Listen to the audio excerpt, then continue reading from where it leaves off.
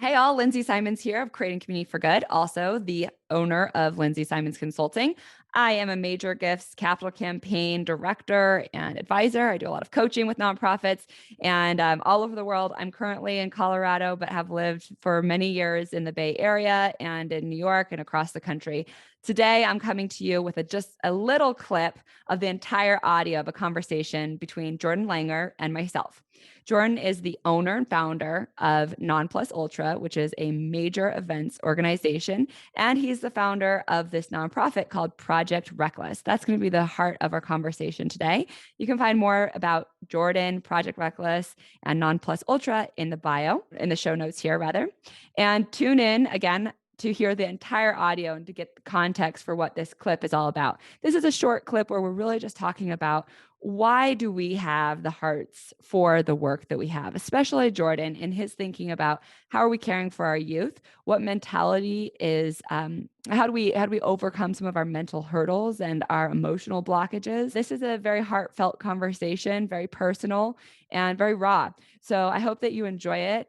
Jordan's taught me a lot. I used to be his consultant for Project Wreckless, and I had just a heck of a time enjoying watching him as he created something that's very special for these youth that he's serving. And every client, I learned something new. And with Jordan, I really learned about the importance of efficiency and cutting through a lot of the thick layers of bureaucracy, the old way of doing things, and trying to be as effective and as efficient in our delivery of services as possible. So it's a great relationship, and I'm really excited to share his voice with you today. Now, unfortunately, I clicked the wrong button when I was recording this, and I didn't show both of our screens. So I decided I didn't want to see my face. I just really wanted to hone in on seeing Jordan, something I'm trying, so I'm not getting distracted. There's a lot of studies about that out there.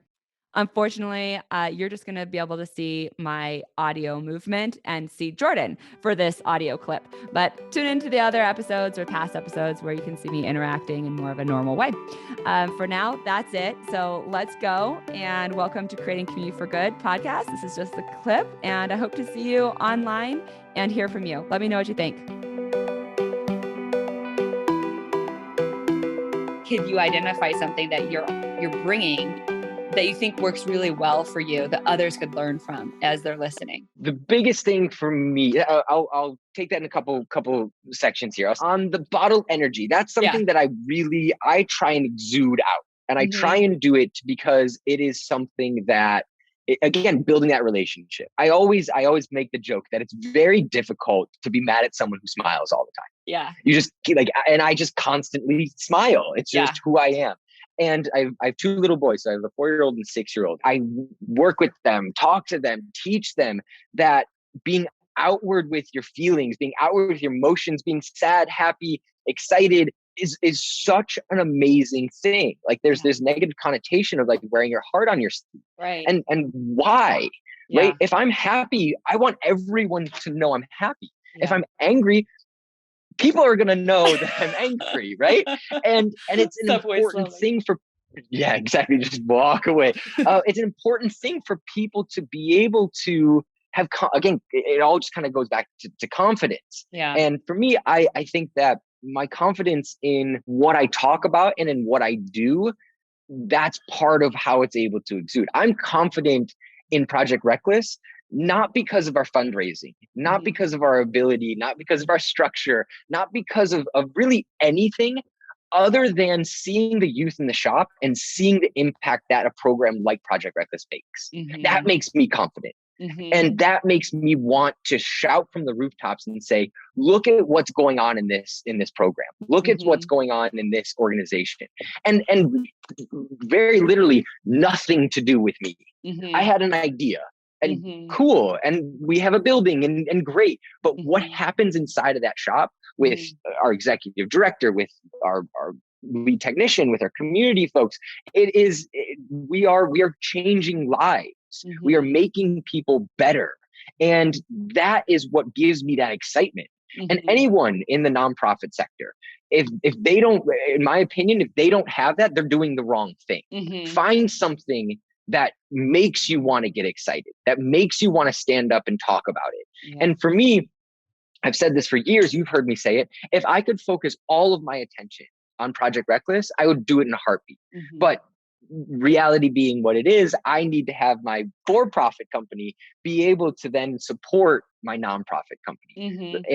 And having that mixture of kind of a sister company Mhm. is really beneficial for both the nonprofit and our for-profit entity. Mhm. And that again, kind of, I'm able to have confidence in that. I'm able to Mhm. say, yeah, sure, we make money in this world, but we take a good chunk of it and we give it back to good organizations. We Mhm. give it back to Project Reckless. We give it back to other folks that are doing good and impactful things. Mhm. And when you're doing the right thing, when you're Mhm. doing something that makes your heart feel good, why not let your heart sing? Why Love not let it. it come out of your mouth? And like, that's how I talk. I don't talk from my brain. I have no idea what I'm going to say next. Yeah. It just comes from right here. It just comes out of me. Oh, I love it. I couldn't agree more. I even feel like I feel emotive. I feel like teary. I'm like, yes, I Uh, love this. And I think that, I'm the same way. I don't look at anything that I do as special. I don't look Yeah. at anything that I'm involved with as anything that anyone shouldn't do. Yeah. It's just the right way of doing things. It's the Yeah. right way of running a for-profit business. It's the right way of doing nonprofit things. And you're right. I see a start and I see a finish and I see the fastest line that I can possibly Right. get there. Yep. And that's my brain Yeah. working. But again, I go back to folks like you, folks like Yeah. Jen and uh, Constance, my wife, to be Yeah. able to help structure and be able to fill in some of those blocks or blanks that I miss in my kind of straight line approach to the solution. But when it comes to talking and presenting, and I've been asked to go and talk in front of folks, and I oftentimes just say no, Yeah. because I just, like, why, who am Yeah. I don't matter. It doesn't matter. Talk, like, get someone who's done real things, get someone who's done impactful stuff. I help youth, and that is Could what's that be important to more me. real and impactful? Come on, stop. uh, nah. I mean, listen, I know you well enough to know, like, I remember when we were doing a big event for Project Reckless and I said, yeah, you got to get up there and give a speech. Like, I don't need to do that. It's not about me. It's not about like my face. And I said, well, you got to do it anyway. And you kind of mustered through it. Right. I don't know whether that was my idea or not. I'm not trying to take credit. I'm just saying that I remember the moment where you're like, this is not my thing. But I have to tell you that as much as you're not that ego man, that's what makes you so great, is because we hear your heart when you talk. And that's why I wanted to talk with you, is because I want for the energy that you have to bottle it up, contain it, and sell it and make a profit off of you. Just kidding. I So I have two want to little share. boys. They have about all of it and then some. So we can bring them on the road. Yeah, let's bring them too. No, I love it because the authenticity is all what we really need right now. We really do need these conversations. That's what this podcast is about. It's really trying to have real connections so that people can feel uplifted. They can share in people's joy. They can understand, how does somebody's brain work? And maybe I can pick a little bit from it. Maybe I can take a Mhm. little bit of that idea of what's in your heart should be singing. I heard a friend of mine that Azam, I'll give the shout out to him. I can't wait to talk to him again soon. But we've been brainstorming and dreaming together. And he was talking about how important it is to be deliberate about your speech and imagine that every word that comes out of your mouth is actually a physical thing. So are Hmm. you talking with flowers or a bright color or love? Are you throwing needles and darts? Are you shooting nails into the sky? Are you directing it at somebody? How is what you're saying visualized into a tangible object? Once I heard that concept, I mean, I've always, of course, thought about how, be conscious about how you're Mhm. communicating, but we all say things we don't mean to. The idea then is, okay, stop and visualize. What does that Mhm. look like? What do my words look I like like? that. I like that. And something that I do with on the for-profit side of the world is when we have conversations and talking to our clients, I work with our sales team and I say, if you're on the phone, if you're on a Zoom, if you're in person, smile. Yeah. Just smile, because it is Yeah. impossible to talk angrily Yeah. as you smile. It's just physically impossible. Yeah. You come across more excited, you come across more engaged, and it's somewhat similar, right? Those words that come out of our mouth, they Right. have meaning. They Right. have meaning as the words that we say them, but how our inflection comes about, how we point them. And if Yeah. we can be positive in that sort of environment, in that world, whomever it is that we're speaking Yeah. to. I don't see any purpose for why we wouldn't. It's much more difficult, excuse me, it's much more difficult to frown. It's much more difficult to get angry. Yeah. Clearly, I'm still in the middle of San Francisco. That's okay. To be able to then to just be happy and Yeah. smile. And something about 3 years ago, I made, probably maybe a little bit less, 2.5 years ago, I made this very conscious decision that every day was going to be the best day of my life. Yes. And I wake up with that intention of today's going to be the best day of my life. And it's not because I'm not going racing all day long in race cars every day. I'm not doing anything necessarily different. It's that mindset of, why shouldn't it be? Why Right. can't it be?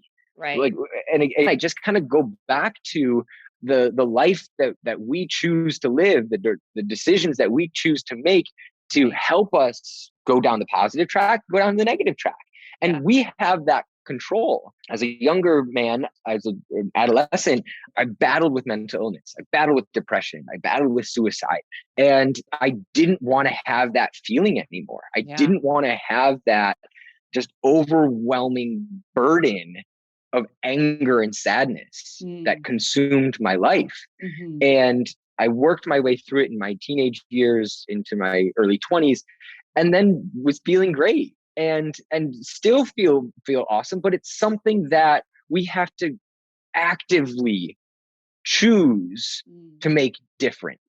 And that doesn't mean like there's doctors and medicine and supplements and all sorts of really good stuff, but a lot of it just comes from here and from here. And if we can make those choices to say, I'm not going to do this today, and it can be something tiny and then a little bit bigger the next day and a little bit bigger the next day. I'm not saying that all of your listeners and anyone that I'm talking to, you all don't have to have the best day ever. Right. But like for me, it took years and years and years to get to a point where it's like, why not? Right. Like, what's holding me back from having the best day of my life today? And like, sure, I have, I don't know if I'm allowed to swear, but yeah, you are. It's fine. I have shitty days, right? Like for sure. Yeah. But I can take those shitty days and I can still look at it and say, I learned something from this. And that's a good day. Yeah. Right. And that's what I try and instill every single day in our youth. I try and instill it in NPU, my for-profit company, in my other bars, restaurants, nightclubs. Just like, let's think about things differently. Let's not get angry and upset and stuck in the problem. Look to the solution and power through it, because the shittiness is not going to last forever. The outcome is something we will always remember. Yes, I love that. Something that I think about in terms of how is today going to be the best day of my life is looking back at what I've lived through and saying, and I did wake up today and I have everything I've already done in the past, and I feel gratitude. I feel, okay, I'm not in that moment anymore, and I've got that under my belt. If it was a bad thing, I'm out of that moment. It was a good thing, I can still remember it. And then, so that's the backwards that instills gratitude. And then the forward, it's thinking about maximizing opportunities. So thinking about how can I create as many possible opportunities in the day ahead of me, in the situation ahead of me, in the conflict ahead of me. When I start seeing more opportunities or pathways, I start feeling a little bit lighter, a little bit liberated. I don't feel confined. I don't feel baited. I don't feel stuck. You're exactly right. You feel that lift being brought from you, right? Yeah. And it's your choice. And that's the burden. You could just I think ruminate that's what makes on it. people, I think that's what makes people so angry. I think that's one of the biggest causes of anger. It's fear. And fear comes from feeling stuck, feeling trapped, feeling disempowered, feeling voiceless, feeling stuck in your own head, stuck in your physical constraints, power constraints. Look at the world that we live in, where it's the age of instant media. And it is everything is thrown at us at every second of every day, from the buses that are going by to the social media platforms to all of it. Like we're constantly comparing ourselves, or a lot of people are constantly comparing themselves to others. And there's no point. Like, compare yourself to yourself. Did I get better today than I was yesterday? Did I get better in this after our conversation? Am I better after this conversation? And if I'm not, what could I have done differently to Yeah. better myself in this hour? Right. And being able to realize that and understand that and really digest it and take away, even if it's the tiniest little grain, to Mhm. be able to continually go with self-improvement is Mhm. something that I work towards every day. Well, I hope that was a fun clip for you to listen to Jordan Langer share his thoughts and me to reflect on them as well. And if you want to hear the entire conversation, please go to Creating Community for Good podcast, wherever you listen to podcasts. See and read the show notes with more details about bio and information about his work on my website, lindsaysimonsconsulting.com. Go to the podcast tab and you'll see him there. Thank you.